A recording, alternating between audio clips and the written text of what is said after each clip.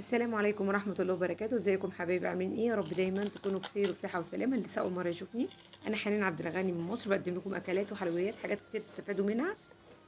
متنسوش تعملوا لنا لايك واشتراك في القناة وتفعيل زر الجرس على الكل عشان توصلكم إشعار بكل فيديو جديد.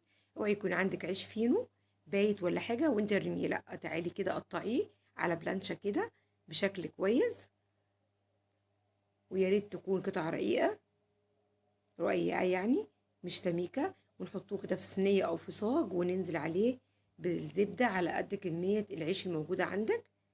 يعني لو كمية كبيرة زي دي أنا مستخدمة حوالي كوباية، نص كوباية زبدة أو كوباية إلا ربع. هنحاول كده نوصل الزبدة لكل مكان في العيش بتاعنا زي ما انتم شايفين، وهنحط عليه بقى مكون هيخليه في حتة تانية خالص تحفة، اللي هو اليانسون.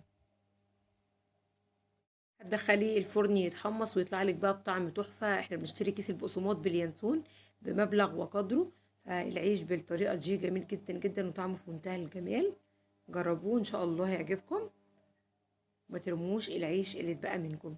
اترككم على خير، فيديوهات تانية كتير على قناتي حنان عبد الغني، مع الف سلامة.